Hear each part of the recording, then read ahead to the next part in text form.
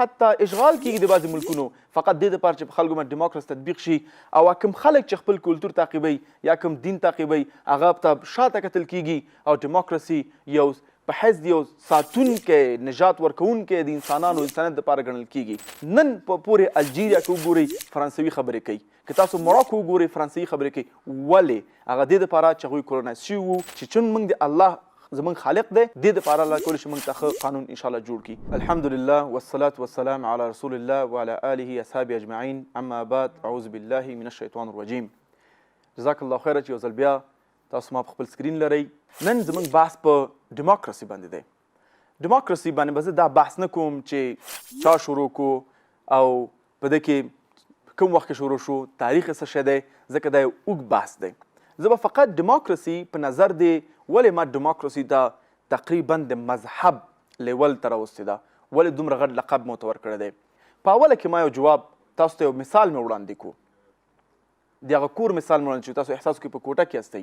ډیموکراسي څه شی کوي تا ته هر څه امکانات درکوي د ژوند لباس هر څه درته مثلا برابرولی شي لیکن د دې امکاناتو ته معنا نشي ورکولی زما مقصد پوه شوئ مثلا ته یو دفعه ستا مخې ته لیپټاپ پیدا شو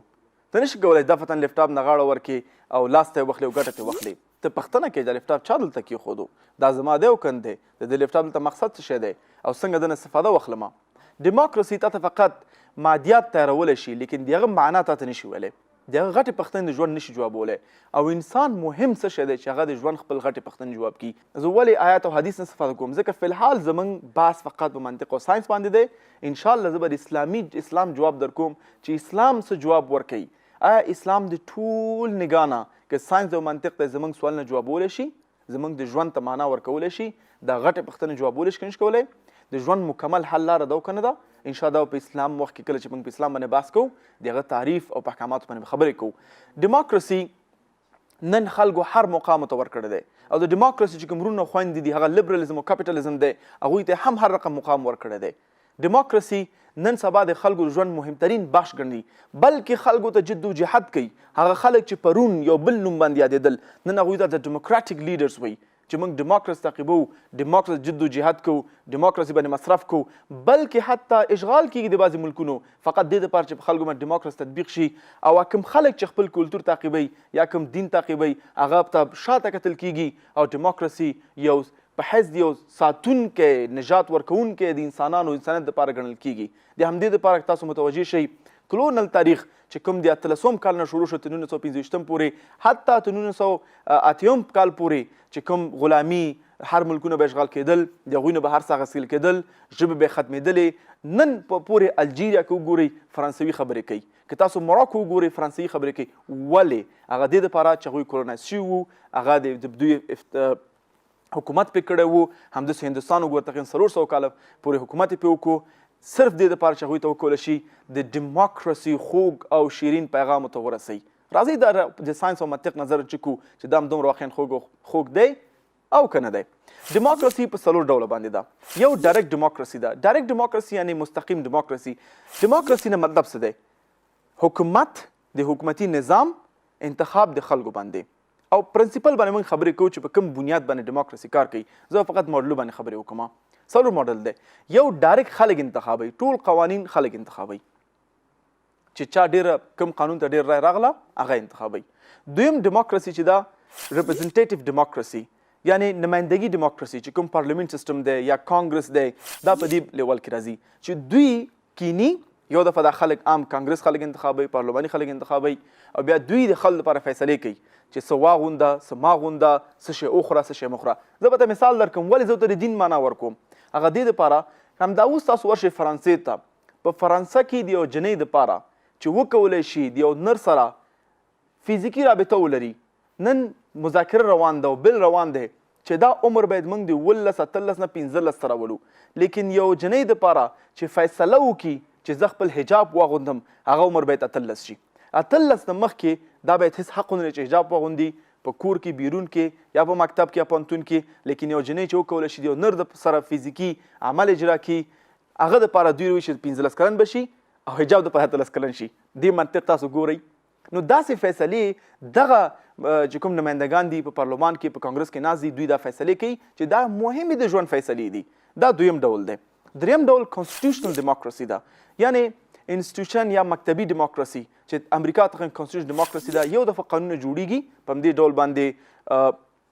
ناروے کانسټیټیوشن ده، جرمني کانسټیټیوشن ده چې یو قانون جوړیږي بیا قانون زیات وخت دپاره وي تر څو چې بدل نشي. یعنی قانونونه همغه وي د ټول دپاره، یو دفعه جوړیږي، هغه لیکل کیږي، بیا هغه تطبیق کیږي، هر مسلې دپاره دوباره ووټینګ او رای نه اخیستل کیږي. په انګلستان په یو ډول باندې دی، خو هغه تقریبا ډیموکراسي نوم موډل هم لري، مونارکي ډیموکراسي، تقریبا مونارکي کانسټیټیوشنل ډیموکراسي چې کوم کوین الیزابت ده د هغوی تاریخ تاسو کتلی شئ، مثلا چې دوی هم یو بخش پکې لوبولی شي، لیکن فقط یو اکني شکل باندې، نه یو مهم بخش. مقصد مې څه دی چې ډیموکراسي فقط دا څلور مین کټګري دي، دلته نور کټګریانې هم وجود لري. بل مونیټري ډیموکراسي ده چې خلک هر څه مونیټر کوي. فکر کوم چې سویزرلینډ دا ډیموکراسي لري او نیوزرلینډ هم دا ډیموکراسي لري چې هر څه به خلک کنټرول کوي او خلک ورته جواب ورکوي. که تاسو وګورئ حتی وینسټن چرچل چې یو مشهور د انګلستان لومړی وزیر پاتې شوی، کافي وخت دپاره چې کوین الیزابت سره واقعا زیات وخت تېر کړی دی او ډېر ملکونو باندې هغه کافي اعمال هم چلن کړي دي چې دا تاریخ تاسو لوستلی شئ. هغه په خپله وایي که څوک هم ډیموکراسي ته یو کیس جوړوي چې دا پرفیکټ، یعنی بدون د اشتباه نه، بدون د کوم خطایانو یو سیسټم دی، نو دا سړی ویده دی. بدون د شک دلته ډېر زیات خطایانې او ډېر زیات ناکامیانې ډیموکراسي لري. موږ په ده باندې خبرې وکړو چې ډیموکراسي بنیادي په یو الفاظ باندې کولی شي چې یو معنا ورته ورکړی شي چې هغه معنا خلک ترې پوره مطلب اخیستی شي. راځئ د ډیموکراسي تعریف وکړو. ډیموکراسي د خلکو حکومت، یعنی خلک خپل ځان ته حکومت تعقیبوي، انتخابوي او ځان ته قانون انتخابوي. په دې کې عمده مشکل چیرته دی؟ په یو جواب باندې د ډیموکراسي ټوټل بنیاد خرابېدی شي. هغه جواب څه شی دی؟ یعنی یو سوال یا جواب باندې په یو جامعه کې فکر وکړو 100% خلک دي. په دې جامعه کې که چېرته یو 50% خلک په یو قانون باندې رایه ورکړي، 90% خلک مجبور دي چې هغه اعمال تعقیب کړي. مثلا دا شوی دی چې که تاسو نازیز دولت وګورئ په جرمني کې، دوی ټول رایه ورکړه چې کوم یهودان هلته دي دوی ته باید نمبر ورکړی شي، د دوی حق باید واخیستلی شي، دوی باید ډېر ظلمونه نه غواړم زه کوم هیلوکاست تاسو لوستلی شئ، تاریخ یې چې هغوی سره څه شی وشول. نو دغه اعمال چې په یو جامعه کې د 90% حق اخیستل کیږي فقط دې دپاره چې کوم زیات خلک، یو 5% خلکو رایه ورکړه، د 90% حق مکمل په اوبو کې بربادی شي او دوی په هیڅ هم نشي کولی. لیکن اسلام کې څه شی دی؟ اسلام کې فیصدي ډېر کم مهم نه دی، بلکې فقط حق مهم دی. څه شی چې حق دی باید هماغه تطبیق شي. لیکن ډیموکراسي کې چې د فیصدي هر چا ډېره وه، ووټ په هر ځای کې ډېر وو، مجبور دي دولت او عوام چې هغه تعقیب کړي. ما ډېر الفاظ استفاده کړي چې هغه انګلیسي الفاظ دي. تاسو ما مخکې معذرت کړی و چې زما ټول درسونه په انګلیسي کې شوي دي، نو کیدای شي ما ته د بعضې ټکو صحیح ترجمه یاد نه وي، د هغه دپاره زه همدا اوس نه بخښنه غواړم. انشاءالله کوشش کوو چې داسې ولیکئ او دوباره پې ریسرچ وکوئ، پلټنه پې وکوئ. او دا ډېر مهم موضوعات دي زموږ جامعې ته، زموږ مسلمان امت ته چې په هر کونج د افغانستان او د افغانستان نه بیرون سئ چې په ده باندې ځان پوه کړي. چې کله د باندې پوه شوئ نو تاسو به ډېر زیات د ډاډب ډول باندې کولی شئ چې هر چا ته دعوت الاسلام ورکوئ، د خپل دین دفاع وکوئ او همچند د خپل د عقیدې دفاع وکوئ چې ولې ته دغه نظریات او دا عقیده لري. موږ به انشاءالله مخکې ځو، دنه مخکې چې د نورو ډیموکراسي په کموالي او کمزورتیا باندې خبرې وکړم، راځئ د دوی 4 پرنسپل باندې خبرې وکړو، یعنی 4 ستنو باندې. اسلام موږ له 5 بناوې لرو، ډیموکراسي هم چندان 4 بناوې لري چې په هغه باندې به خبرې وکړو. اول بنا د ډیموکراسي چې دی یو ځایوالی دی، پارټیسپیشن ورته وایي چې یو ځای ته ټول راټول شي. مثلا ووټینګ دی. په ده کې اشتباه دلته څه شی ده چې اوسه پورې په دنیا په یو ملک هم په یو مسله باندې ټول نفوس دغه ملک رای نه ده ورکړې. مثلا امریکا کې تاسو وګورئ تقریبا 380 میلیونه زیات نفوس لري، یا جرمني وګورئ 80 میلیونه زیات نفوس لري، په همداسې کې تاسو نیویارک ښار فقط 10 میلیونه زیات نفوس لري. لیکن چې کله هلته ووټینګ کیږي، رای ورکول کیږي، هر سړی خپل نشي کولی چې په هغه ټایم سره راشي خپل نظر ورکړي. یعنی دلته ټول خلک پکې مصروف نه دي، ټول خلک پکې یو ځای دي یو نظر ورکول ته، بلکې محدود خلک دي چې هغوی امکانات لري، موټر لري، یو ځای کې سفر کولی شي. مثلا یو ملک چې موږ تاسو ډېر ښه پېژنو، کم سے کم بعض انتخابات د تقریبا 40 میلیونو کې 1 میلیون کسان کولی شي انتخاب کړي او 9 میلیونه کسان باید ومني چې د 1 میلیون کسانو انتخاب وو. یعنی دا هم چې شته په هندوستان کې تاسو وګورئ د بیلیون ډېر خلک هلته ژوند کوي لیکن ټول نشي کولی چې یو ډیموکراتیک الیکشن کې یا که دلته ووټونه وي بل څه وي ټول پکې برخه واخلي نظر د ژوند مشکلاتونه. او دا کوم خلک چې پکې برخه اخلي د کوم ډېر غټ ناعدالتي ده. که یو کس که دلته یو کس دی پروفیسور دی مکتب یې لوستی دی 4 کاله پوهنتون لوستی دی 2 کاله ماستري کړې ده 15 کاله پی ایچ ډي کړې ده دا ډېر تعلیم دی تجلیل لري کولی شي یو پوره معلومات یو مسله باره کې ولري لیکن د ده سړي انتخاب هم په یو رای کېږي او یو بل کس چې نه ځان ته کوم خیر رسولی نه جامع ته کوم خیر رسولی دی او نه کوم علم لري دا هم کولی شي چې همغه یو رای ورکړي دې سړي یو فرق نشته دی. نو څنګه امکان لري چې یو کس چې زه نه غواړم چاته به احترامي وکړم چې ټول باندې پوډرز کړي دي نشه یې کړې ده هېڅ جامع ته خدمت نه ده کړی هېڅ فکر نه لري هېڅ تجلیل نه لري د هغه رای هم د یو سړي چې ماشاءالله پروفیسور دی د سره برابره ده. دا په اصل کې عدل نه دی. دا دویم بنا د ډیموکراسي ده چې د شخصیت بازي چې د هر چا شخصیت ته احترام کوي لیکن بعض وخت کې دا غیر منطقي ده چې موږ د هر چا شخصیت ته احترام به وکړو دا زه نه ردوم بلکې په خپل لیول باندې که چا ټول عمر ظلم کړی دی خلکو سره بد کارونه کړي دي هغه سره باید هماغه شی رابطه وشي هماغه شی رویه باید سره وشي د هغه نظر باید هم داسې قبول شي که چیرته یو کس مثلا ډېر ښه مؤمن انسان پاتې شوی دی خلکو ته خدمت هغه باید داسې احترام وشي. که چیرته یو 2 وکیلان ولاړ وي یو وی زه دا کوم بل وی دا کوم که ته په هغه جامعه کې څنګه یو کس صحیح تجلیل وکړی شي صحیح دی هغه ډېر خلک قانع کړل هغه ته یې رایه ورکړه همدا صحیح شو مهم نه دی د حق دی که باطل دی چې ډېر یې واغسته صحیح شو او همدا په مختلف ملکونو کې شوي دي متاسفانه. دلته مهم بحث څه شی دی چې د خلکو فرق نشته دی کوم کس پروفیسور دی او کوم کس عامي دی د فرق نشته دی او قرآن دغې غټ فرق کړی سورة الزمر کې الله سبحانه تعالی فرمایي چې آیا یو شی دی خلک چې علم لري او کسان چې علم نه لري نو دا ډېر مهمه دی. دویم کوم پرنسیپ چې ډیموکراسي ورکړی دی هغه د وجې دی. دریم بنا وجې دوی وي چې هر څه باید یو وجه وي چې هغه کار موږ وکړو. بعض وخت دوی ته وجه جوړوي یعنی زه ته مثال درکم چې یو مشکل راشي خواهش راشي د خلکو نه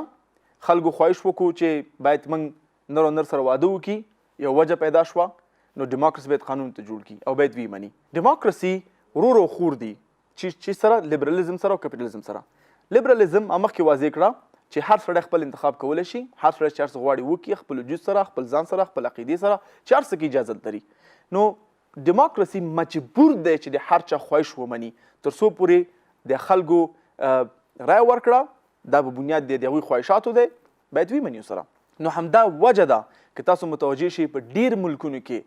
بلکې هغه یو کس که په حق هم دی د هغه په خواهشات په ځمکه دي لیکن د ډېرو خلکو څه چې خواهشاتو څه چې دلایلو هغه منل کېږي. زه به ته مثال درکم تقریبا 2014 کال کې فکر کوم 2014 کو 15 چې په امریکا کې یو مشهور کیس دی چې 2 کسان چې همجنس بازانو لاړل یو دکاندار ته چې هغه کیک جوړو او هغه کیک ولاته تاسو د کیک نه جوړم تاسو د واده دپاره ځکه زه یو عقیدوي سوي یم او زه نشم کولی چې تاسو ته کیک جوړ کړم. نو په سپریم کورټ کې د دا کیس وګټو لیکن 2 کاله کېږي تقریبا 2 کاله چې دوی نوی قانون پاس کو چې هیڅوک هم نشي کولی چې د دې خلکو باره کې یو منفي نظر هم ورکړي. که چیرته دلته ازادي د بیان ده دلته ازادي د انتخاب ده نو بیا ولې دا انتخاب غلط دی او دا انتخاب صحیح دی؟ دلیل بنیادي څه شی دی چې دا انتخاب د ډیرو خلکو کړی دی دا انتخاب کامیاب شوی دی او دا انتخاب د کمو خلکو دی دې دپاره که ته په حقه مې نو ته اتوماتیکلی په باطل کېږي. دا د ډیموکراسي دویم پرنسپل دی. بل پرنسپل ډیموکراسي د معنا نه لري یعنی مادیت تا ته درکولی شي. ډیموکراسي کولی شي کپیټالیزم تر باندې تا ته کور درکړي صوفه درکړي ژوند درکړي ښه لباس درکړي لیکن یو ته هم معنا نشي ورکولی چې د هر یو په څه معنا باندې دی. لیکن اسلام د بل نظر نه دا اسباب پکې هم شته دی دا پکې حرام نه دي بلکې موږ باید جدوجهد وکړو. الله سبحانه تعالی رزق دلته موږ ته تعریف کړی دی لیکن هر یو ته یو معنا ورکړل شوې ده. که اوبه دي موږ ډېر نشو مصرفولی معنا لري چې اوبه باید خپل حده پورې مصرف کړي یعنی اسراف مه کوه. لیکن دلته هم دې دپاره که تاسو متوجه شئ وروستنی د UN رپورټ څه شی وایي چې واشنګټن پوسټ کې دا خپور شوی و چې کم سے کم د ورځې 2% خلک چې کوم ډوډۍ خوري 1% یې ضایع کوي. تقریبا د ورځې تنه په نیویارک کې فکر کوم چې تقریبا 100 ټنه غذا ضایع کېږي او همدا دلیل دی چې UN په مخکې راپور کې وویلې چې دا دنیا زموږ کائنات کافي امکانات لري چې بلکې دو دنیا نور ته هم ډوډۍ ورکړي او صحیح صحت کې وساتي. لیکن اوس هم په افریقا کې په ډیرو ملکونو کې چې کوم خلک د وږي رسمل کېږي دا نه دی چې زموږ په کائناتو کې امکانات نشته دی، زموږ په دنیا کې امکانات نشته دی، شته دی. لیکن ډیموکراسي دا انتخاب کړي دي چې کوم ډیر خلک دي هغوی باید کوم چې په ټاپ کې دي هغوی ښه ژوند لري او چې کوم لاندې دي هغوی ته عدالت نشته دی. فقط دوی هر څه ځان ته خوند اخلي او دوی ته تقریبا امریکن ډریم هم ویلی دی چې ته هر ځای کې صحیح دی که پلار دې په سړک باندې پروت وي پروا نه کوي. نو دا هم موږ چې ګورو د منطق نه نشي کېدلی. او بل ډیموکراسي ته به هر څه درکړي، قانون به ته جوړ کړي. اصل کې ولې د بنیادي اختلاف د ډیموکراسي اسلام څه شی دی؟ په اسلام کې الله سبحانه تعالی قوانین جوړوي چې قرآن او سنت دی. په ډیموکراسي کې انسان جوړوي او همیشه دپاره انسان صحیح قانون نشي جوړولی او ځان ته صحیح انتخاب نشي کولی چې چون موږ د الله زموږ خالق دی دې دپاره الله کولی شي موږ ته ښه قانون انشاءالله جوړ کړي. موږ به اوس انشاءالله بحث کوو په راتلونکي څو دقیقو کې چې وخت لرو د کمبودیانې په ډیموکراسي کې چې عمومي ډول باندې څه کمبودیانې دي. دلته ډېر زیات دي لیکن ما یو څو نوټ کړي دي، انشاءالله په هغه به یو دانه بحث کوو. ډیموکراسي په اصل کې نن د غربي هیوادونو یو وسله جوړه شوې ده چې کوم چې غریب هیوادونه دي په هغې تطبیق کړي، هغه ناکامه کړي یا ملامت کړي چې ته زموږ په قانون مطابق ول داسې نه کوي او کوش فکر کوي چې دا یو بهترین نظام د هر چا لپاره جوړېدی شي. زه په دې کې شخصا ناراضه یم او سر راضي نه یم. علت څه دی؟ مثلا انډیا وګورو، هندوستان خلکو ته وایي چې غټترین ډیموکراسي په ټول دنیا کې ده، لیکن په مقابل د چاینا کې په همدې دواړو تقریبا اوس نږدې بینالمللي اقتصاد دی، یعنی قوي اقتصاد لري دواړه. چاینا وکولی شول چې کم سے کم 400 میلیون خلک د غربت د لاین نه لاندې لرې کړي، چې کوم د غربت د کچې لاندې ژوند کو 400 میلیون خلک هغه اوچت کړل او ډېر ښایسته سیسټم یې جوړ کړو ته او هغوی اوس ډېر ښه ژوند لري. په بل لاس کې انډیا کې اوس هم خلک په مشکلاتو کې دي. چاینا ډیموکراتیک ملک نه دی، چاینا مکمل بل نظام دی، لیکن دا نه دی چې په هر ملک کې ډیموکراسي باید کار وکړي او په هر ملک ته چې خلک ځي خصوصا غربیان چې د هغوی په لکه څنګه چې سړی وګنده ته په زور باندې ډوډۍ ورکوي چې هغوی نه غواړي ته په زوره ډیموکراسي ورکوي، دا صحیح نه دی. علت څه دی؟ چې دوی کولی شي ډېر په اسانه باندې یو ملک ته لاړ شي او هغوی ته لیونیان پاګلان مختلف نومونه ته ورکړي، دې دپاره تاسو ډیموکراتیک سیسټم نه تعقیبوئ. په همدې ډول باندې دوی ورلډ بانک جوړ کړو، IMF جوړ کړو، انټرنیشنل مانیټري فنډ. دې ملکونو ته ویل ته خو ډېر غریب یې، ستا خو وضع ډېره خرابه ده، راځه موږ نه قرضه واخله. دا قرضه مفته درکړو مشکل نه دی، بیا قرضه ورکړه، بیا قرضه په هغه باندې بیا سود پې کېښودو چې کوم انټرسټ ورته وایي. مثلا زه به ته مثال د پاکستان درکړم. پاکستان د IMF نه 8.9 بلین ډالر قرضدار دی او د سود ربا ریټ څومره دی؟ 3.9. اوس ته په خپله ضرب ورکا چې پاکستان باید هر کال کې څومره خپل قرضې سود ورکړي. بیا څه شی کوي دوی چې کله قرضه ورکوي که ورلډ بانک وي او متوجه شئ ورلډ بانک او IMF دوی دواړه سره یو نه دي. اکثر خلک خیال کوي دواړه سره یو دي. IMF یو شخصي ارګان دی چې بعضې ملکونو لکه امریکا، استرالیا، یونایټډ کینګډم دوی شخصي پیسې خلک ورکوي، شخصي ډونران لري، یو بزنس دی. دوی دا قرضه ورکړي او بیا دوی ته قوانین تطبیق هم کړي. مثلا ولې ورځ په ورځ په هر ملک قیمتونه زیاتیږي؟ مثلا که تیل په یو قیمت دی ټیکس پرې راشي زیات شي، برق ورځ په ورځ قیمت زیاتیږي. ځکه دا ملکونه د IMF نه قرض واخلي، هغوی ته موږ قرض درکوو په دومره انټرسټ ریټ باندې،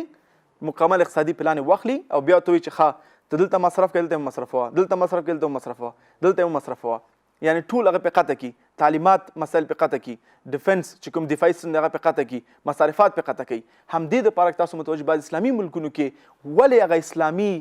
حرکتونو ته فنډ نه ورکول کېږي؟ ځکه اکثر دوی قرضې اخیستې وي او هغه چې کوم د ډیموکراسي په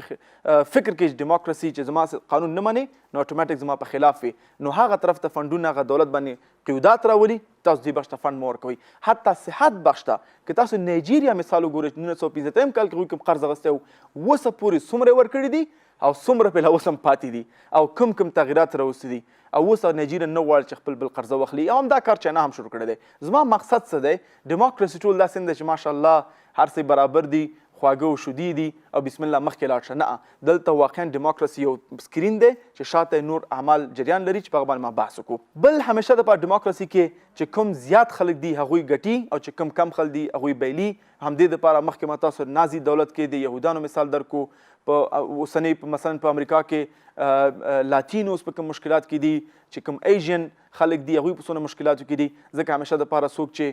په ډیر دی هغه ګټلی ده او څوک چې محدود خلک دي غریبان دي هغوی همیشه په ناکام کې دي. بل په ډیموکراسي کې چې غټترین ناکام دی مختلف لابیز دي. لابیز زما مقصد څه دی چې ارګانونه دي غټ، هغوی څه شی کوي چې یو کس ووټونو ته درېږي د هغه مکمل مصرف ورکوي. مثلا هیلي کلینټن $1 بلین مصرف کړي، هغه د شخصي نه NRA ورته ورکړي چې مثلا یا بل کوم رئیس جمهور دی چې دوی کله مقام ته ورسیږي نو بیا کوم ارګانونه چې دي کوم کورپوریشن چې دي هغوی دپاره هغه قانونونه جوړوي کوم چې د هغوی په ګټه دي. نو هم تاسو متوجه شئ هر ورځ چې کوم خلک مالدار دي هغه نور هم مالداره کیږي، کوم چې غریب دي هغه هم غریبیږي. په دې پینډمیک کې دا کوم چې 15 بلینرز دي، ایلون ماسک دی، جف بیزوس دی، په همدې کې موږ سره وارن بافیټ دی، هغوی بلین ډالر ګټلي دي. لیکن غریبانو تقریبا 80 میلیون خلک په غرب کې او په نورت امریکا کې د غربت د کچې لاندې غورځېدلي دي. دا د څه لپاره؟ د برکت د ډیموکراسي دی. د باندې نور هم بحث کوو خو چون موږ سره نن وخت کم دی، راځئ چې د راتلونکي بحث د ډیموکراسي مخکې ویسو په راتلونکي پروګرام کې. اوس دپاره په الله سپارم.